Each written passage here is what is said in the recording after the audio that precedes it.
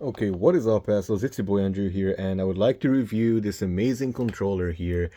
It is the Logitech F710 or F710, whatever you want to call it. So let me take a deep dive into reviewing this nice little controller from this whole entire ocean of controllers around, okay?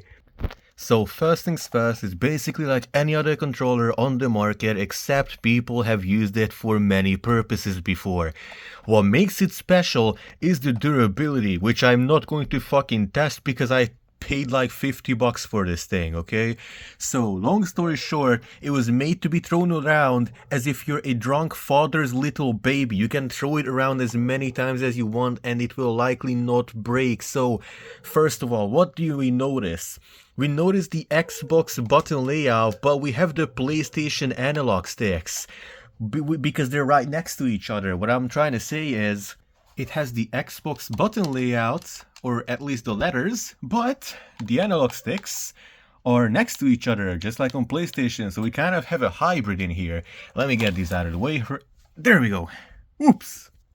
Another thing about these buttons is that people kept saying that this looks like a fucking toy, which is why they dislike this controller. Now, I on the other hand would like to disagree because I actually like this controller because of this. They stick out a little too much, as you can currently see, and yeah, I actually kind of like it because of this reason. Look at that. Now, what do the buttons do? The fucking A button does what an A button does. Same thing with these three other buttons. We have a start button, of course. We have a, well, it's a back button. We have the mode button, which, long story short, switches the D-pad with the left analog stick. I guess if you prefer it that way, you can use it. And we also have the vibration button, which turns the vibration on and off. We also have the D-pad analog sticks, of course. And we also have the Logitech button, which is fucking useless. I'm not even sure why they added it. It's just there. It literally doesn't do anything at all. Not to my knowledge, at least. Now, let's look at the other side of the controller. We have left and right triggers, which are surprisingly heavy, by the way. I want to point that out, compared to anything else, at least. I have an Xbox controller right next to me. Very fucking easy to press in. This one, actually kind of hard. So if you're playing a driving game, for example, you're going to have a good time.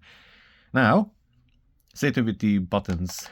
They are a bit harder to press compared to other controllers. Not that it's a problem, though. I kind of like it. And then we have these, whatever this is.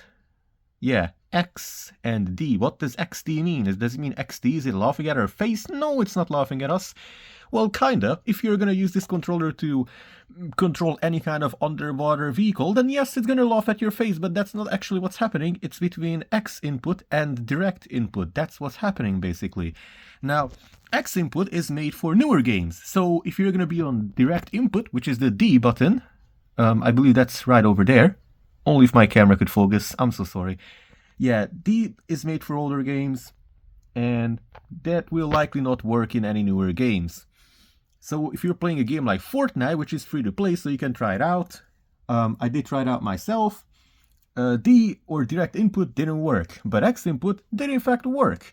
So yeah, just put it onto X input, or just fuck around with this button if your game doesn't really want to do anything with your controller. So that is probably just the only problem. Let's see what other things we have.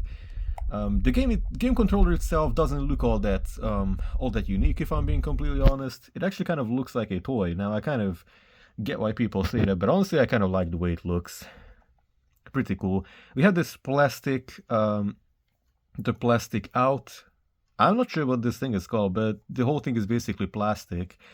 Now on this, now the other side, the bottom, this one is kind of like a rubbery plastic, very, very smooth surface, by the way. And if you look at the sides, you can see these little grips here. I'm not sure if you guys get... Oh, yes, you guys can see it. I just had to get the lighting correct. These things are actually quite grippy. I'm gonna try to, like, hold it. As you guys can see, my thumb doesn't really move that much on it, but anywhere else, it kind of does move around very easily. Yeah, that's basically it. Also, I want to point out that the analog sticks, when you press them down... Shit. That's very fucking loud compared to any other controller. Like, holy shit, that shit actually... I think even the neighbor's gonna fucking sue me for being way too loud. Like, I'm not even joking. But anyway, also the controller is quite heavy. Please keep in mind that I don't even have my AA batteries inside right now, because it actually requires batteries. Now I'm gonna open up the controller here, or at least try to. It's kind of hard with one hand, but there we go. There you see it, 2 AA batteries, and we have this nano thingy here. This is where you store it.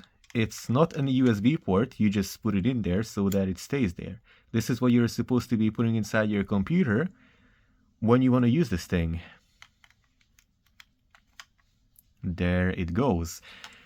Most people have said that their controller came with stick drift. Now, I have to say that mine thankfully didn't. Although one thing with the sticks is that it's a bit harder to stick around with compared to any other controller. Now again, I have these 2 other controllers here. If I'm gonna have to move the sticks around, it's gonna be a little easier than on this controller. It's not noticeable, okay? Like, unless you're directly focusing on it, you're not gonna notice. Same thing with the PlayStation controller.